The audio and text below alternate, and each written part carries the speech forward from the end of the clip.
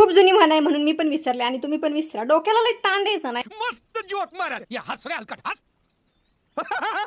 तर आज ना असलं इडलीचं पीठ झालं का नाही बोलायचं काम नाही, एकदमच मस्त. तर स्वागत आहे तुमचं माझ्या एका नवीन व्लॉग मध्ये. तर आज सकाळी इडल्या करायच्या म्हणून मी सांबर पण बनवायला घेतलं होतं. मस्त असं शेवगे शेंगाचा बटाटा घालून का नाही सांबर मी बनवलं होतं. पण माझ्या आवडीनुसार माझ्या म्हणण्यानुसार माझ्या नवऱ्याला काहीच खायचं नसतं, त्यांना खायचं होतं डोसा. मग म्हटलं आता डोसाच बनवूया मस्त पैकी, कारण त्यांचं असं म्हणणं आहे की माझी आवड निवड एकदम फलतोय म्हणून. पण मला त्यांना एक गोष्ट सांगायची आहे, त्यांना पण मीच निवडले.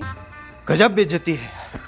इथं पहिला डोसा बनवले मी पहिल्यांदा पोरांना खायला दिला, नाहीतर नंतर त्यांची किरकिर आणि किटकिट चालू होती. तर अंशून डोसा खाल्यानंतर त्याचं काय म्हणणं आहे ते बघा. आणि इथं याचं खाऊन झाल्यानंतर गाणं गाऊन झाल्यानंतर ना तोपर्यंत यांनी आलं आणि यांना पण आमच्या गरम गरम करून दिलं मी डोसं. आणि सगळ्यांचं खाऊन झाल्यानंतर सगळ्यात लास्टला आपण खायचं, कारण शांततेत खाल्लं तर पोट माझं भरतं नाही तर भरत नाही. तर आपण जी गोष्ट केली आणि त्याला आपणच नाव जायचं ना, आपणच त्याला छान म्हणायचं, दुसरं कोण काय म्हणायला येणार नाही. त्याच्यामुळे दुसऱ्या कोणाची वाट पण बघायची नाही. ये बड़ी अच्छी बात कही आप. आणि नंतर थोड्या इडल्या पण बनवल्या आणि सांबार आणि चटणी एका डब्यात भरून मला नेत होतं ही रियासाठी. आणि तिथे गेल्यानंतर पहिल्यांदा इडल्याचा डबा तिच्या हातात दिला आणि थोड्या वेळ बसलो आणि आता म्हटलं घरी जाऊया. तर पोरांचं आमच्या भलतंच काहीतरी म्हणली आम्हाला तिथंच थांबायचंय म्हणून त्या दोघांना तिथंच ठेवलं आणि मी घरी आली. घरी आल्यानंतर आम्हाला दुपारी जेवणात सुद्धा मी इडल्याच बनवल्या होत्या. तर इथं सगळ्यात भारी खाणं इडल्या का नाही, तुम्ही अशा खायच्या, तुम्ही कव्वाच अशा खाल्ल्या नसतील पण एकदा खाऊन बघा. ही माझ्या नवऱ्याची स्टाईल आहे, सगळं एकत्र करायचं आणि खायचं, एकदम मस्त चव लागते.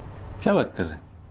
आणि संध्याकाळच्या टायमिंगला मला पोरांना आणायला जायचं होतं. तर इथं पावसानं राडा घातला होता, थोडा थोडा यायला लागला होता. पण अंशू काय आमचा माघारी यायला तयार नव्हता. मग त्याला कसं तर गोड बोलून घरी घेतला आणि घरी आल्यानंतर मला संध्याकाळच्या स्वयंपाकाची तयारी करायची होती. तर माझं पिल्लू इथं मला लसूण सोलू लागत होतं आणि अंशूला मी बसवलं होतं अभ्यासाला. नंतर ना थोड्या वेळाने एवढ्या जोरात पाऊस चालू झाला ना, बोलायचं काम नाही. फक्त या लाईटीला निमित्त लागतंय जायसाठी.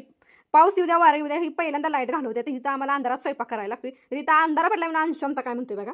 लाईट गेल्या काय करायचं भैया, लाईट गेल्या काय करायचं भैया. आणि संध्याकाळच्या जेवणात इथं मी मस्तपैकी सुकं चिकन रस्सा आणि चपाती बनवली होती. तर एवढं भारी झालं त्यांना बोलायचं काम नाही. मी सांगितलं ना आपल्या जेवणाची आपणच तारीफ करायची, दुसरं कोण करायला येत नसते. आणि इथं मला भाकरी लागते कुचकरून खायला म्हणून मी भाकरी केली होती माझ्यासाठी. तर आजच्यासाठी एवढंच भेटूया नेक्स्ट व्लॉगमध्ये. व्हिडिओ आवडला तर नक्की लाईक करा.